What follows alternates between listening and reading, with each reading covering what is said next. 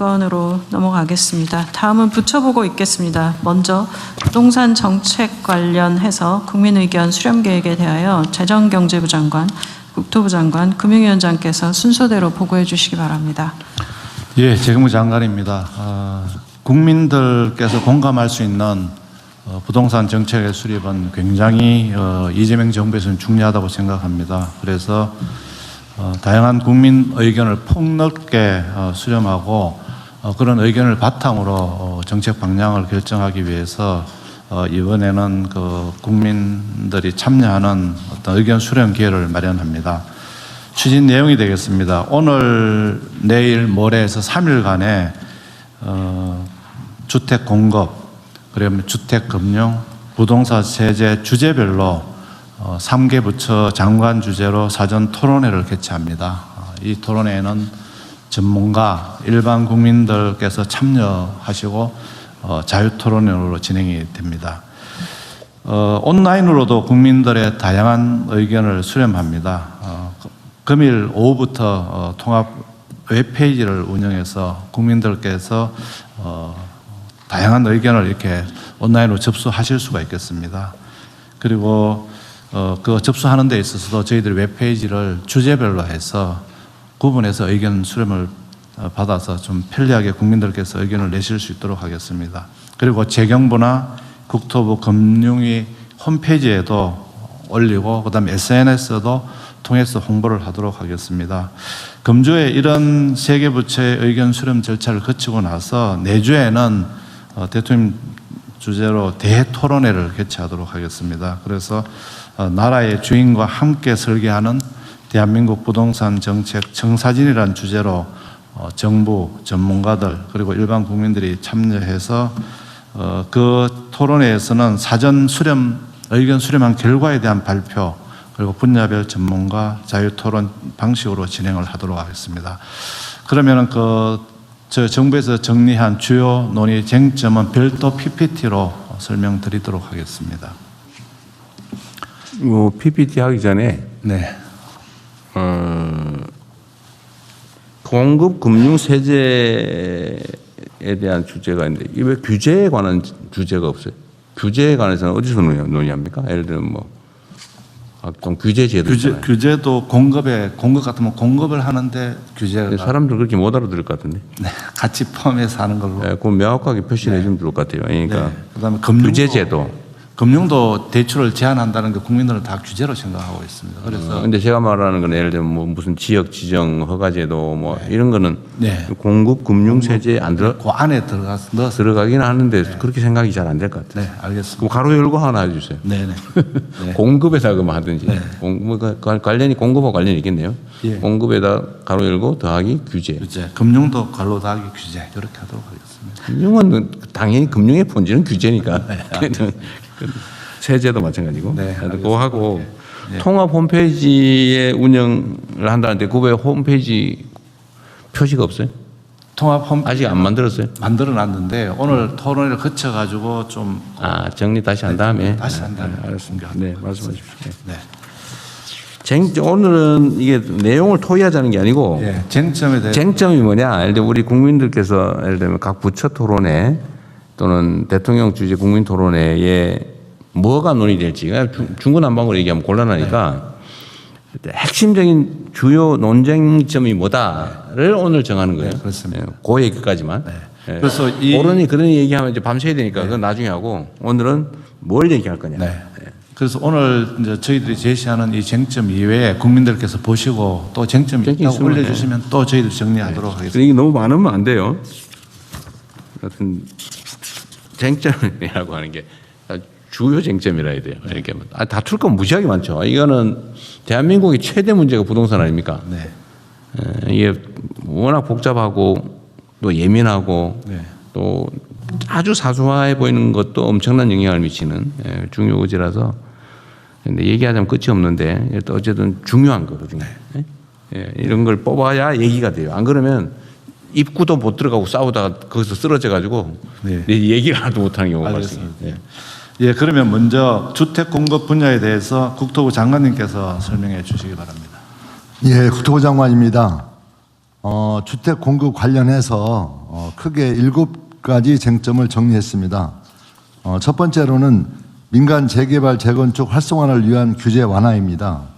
도심 공급을 위해서는 용적률 상향, 대출 규제 완화 등을 통해서 정비 사업을 적극적으로 활성화해야 한다는 의견이 있습니다. 반면에 인근 지역 투기 수요를 자극할 수 있다는 점, 멸실되는 주택을 고려하면 순수하게 추가되는 공급 물량은 제한적이라는 점 등을 감안해서 신중 검토 의견이 있습니다. 두 번째로는 용산 국제업무지구 등 도심 유휴부지 활용입니다. 서울시가 용산, 여의도 등의 각종 지구 단위 계획을 통해서 주거 대책 없이 초고밀 업무시설을 공급하여 주거난 및 교통난 심화가 가중되고 있으므로 업무시설보다 주거시설을 더 적극적으로 확대해야 한다는 의견이 있습니다. 반면 서울의 국제도시로서의 유상을 고려해 국제 업무, 상업시설 등을 충분히 확보해야 한다는 의견도 있습니다. 세 번째로는 오피스텔, 도시형 생활주택 등 비아파트 신축 공급 활성화입니다. 무주택 서민들의 주된 주거 공간인 비아파트 공급이 매우 침체되어 있다는 점을 감안해서 아파트와 달리 비아파트에 대해서는 신축에 한해서 금융이나 세제 등 규제를 완화해야 한다는 의견이 있습니다. 반면 다주택 소유는 신축이나 비아파트 여부와 상관없이 예외 없이 규제해야 한다는 의견도 있습니다. 네 번째로는 도시 건축규제 유연화입니다.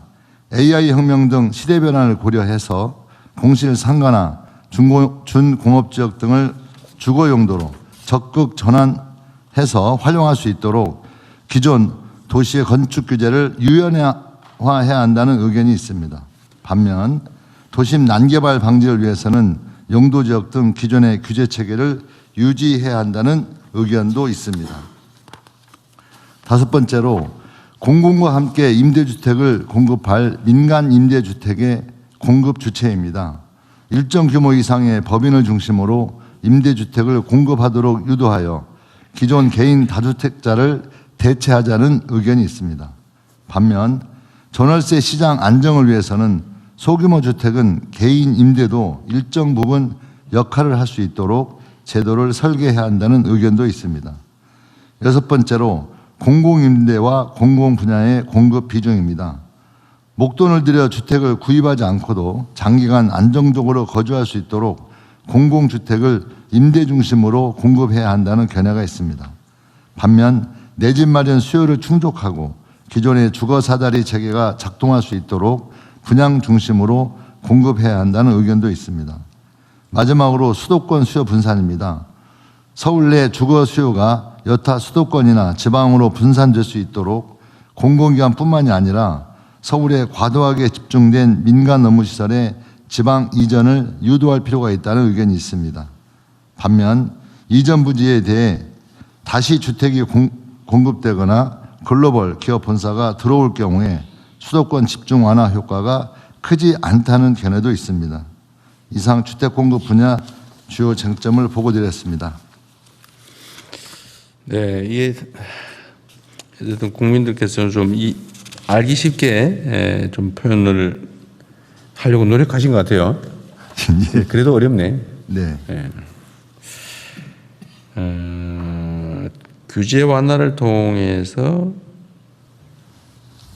집을 많이 규제를 용적률을 막 풀어주면 집이 더 늘어나지 않냐. 그런데 그렇게 하면은 집값이 폭등하는 원인이 된다. 네. 뭐 이런 거에 대한 논쟁거리군요. 네. 네, 어쨌든 요 관심 있는 분들께서는 요 얘기 말고도 공급에 관한 논쟁거리가 있으면 한번 제안도 해주시고, 그리고 이거 가지고 토론 주제하실 때 좀 참고하셨으면 좋겠는데, 이게 이제 의견이 갈리잖아요. 의견이 갈리면은 어떤 주장이 더 합리적인지의 판단은 일단 국민들께 맡기는데, 그러나 최종 결단은 결국 정부 책임자가 하는 거죠. 네, 그렇습니다. 네. 그래서 의견을 최대한 많이 들어본다. 네, 최대한 듣고 또 가능하면 그 합리적인 의견으로 결정하도록 하겠습니다. 그리고 결국 사실 상당 부분은 결단의 문제이긴 해요. 자, 그다음에 금융 분야. 네, 금융위원장입니다.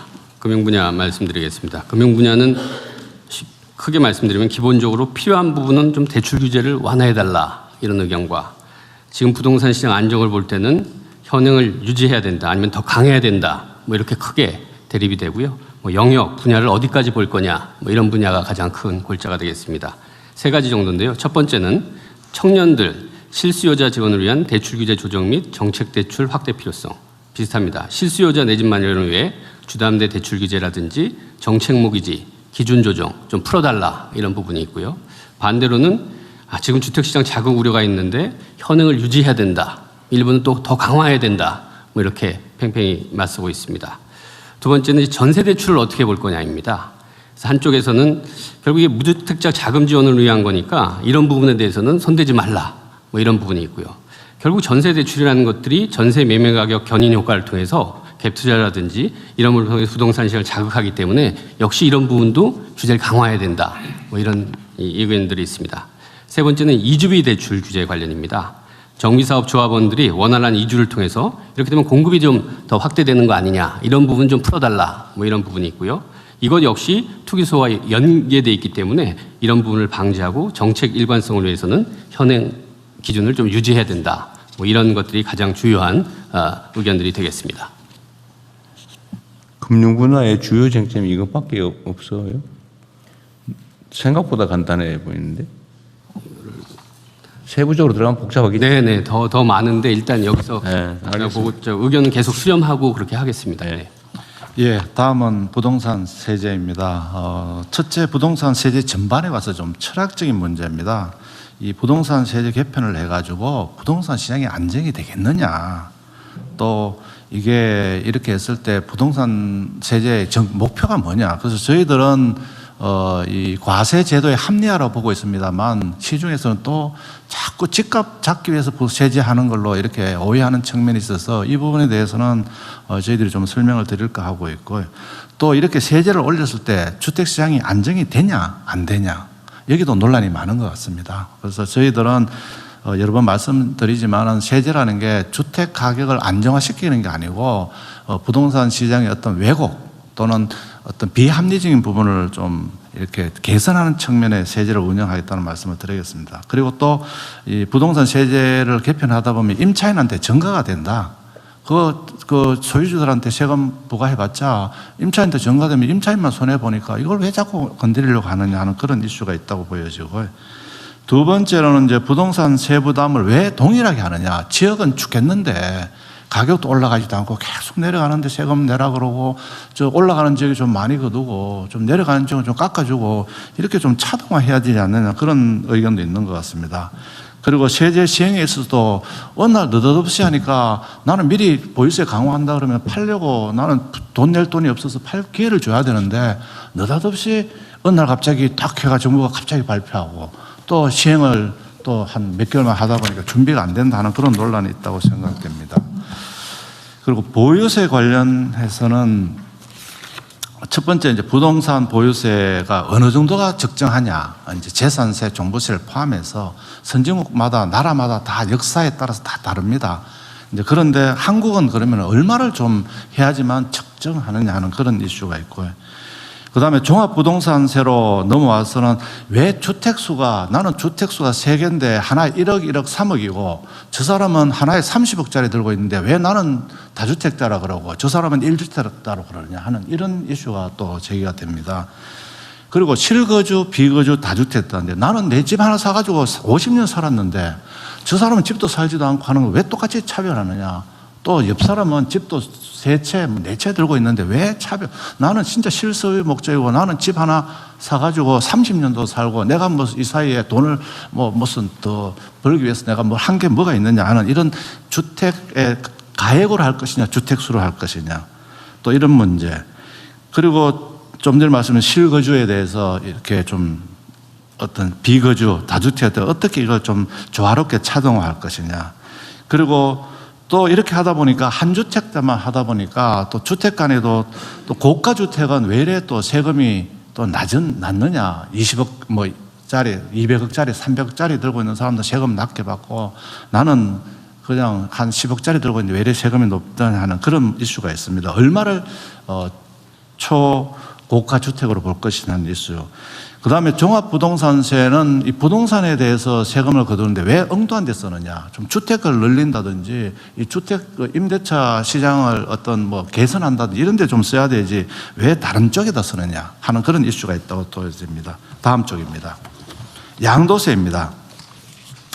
양도세 같은 경우도 장기 보유 특별 공제에 있어서 실거주한 사람은 내가 올해 실제 거주해서 장기로 이렇게 이제 혜택을 받아야 되는데 비거주하는 경우 어떻게 똑같을 수 있느냐 하는 그런 이슈가 있고요. 그다음에 또 초고가 주택은 장기 보유 특별 혜택을 80% 해주다 보니까 그 양도 차익에 대해서 너무 80%는 빼주고 나니까 세금을 좀 적게 낸다는 그런 또 얘기도 있습니다. 그리고 양도세 자주택자 중과 제도를 좀 너무 갑자기 이렇게 폐지하다 보니까 8개를 놓쳐가지고 또 한다는 그런 유지의 필요성도 제기가 있고요. 특히 고령자들 같은 경우는 나는 지금 들어오는 세금, 수입도 없고 지금 집 하나 들고 가지고 20년, 30년, 40년 살았는데 여기다가 양도세 다 하고 나서 다른 데 가려고 그러면 집 하나 양도세 나고 나면은 집도 못 사고 전세 자금 구하는데도 그렇게 넉넉하지 않다 이런 주장. 그리고 장기 거주자 아까 말씀드린 장기 거주자에 대한 혜택은 있어야 되는 거 아니냐. 그리고 지방 이전으로 내가 수도권을 좀 벗어나서 지방으로 가려고 하면은 좀 인센티브를 줘야지 내려가지. 그렇지 않고 뭐 인센티브 없으면은 수도권에 계속 살려고 하는 이제 그런 부분에 특례 필요성도 얘기가 되고 있습니다. 그리고 보유세 관련해서는 양도세를 올리면은 보유세를 올리면은 좀 양도세는 깎아줘야지 되지. 보유세도 올리고 양도세도 올리고 하면 내보고 죽으란 말이냐. 나를 어떻게 하란 말이냐. 나는 모르겠다. 뭐 이런 식도 얘기도 나오고 있습니다.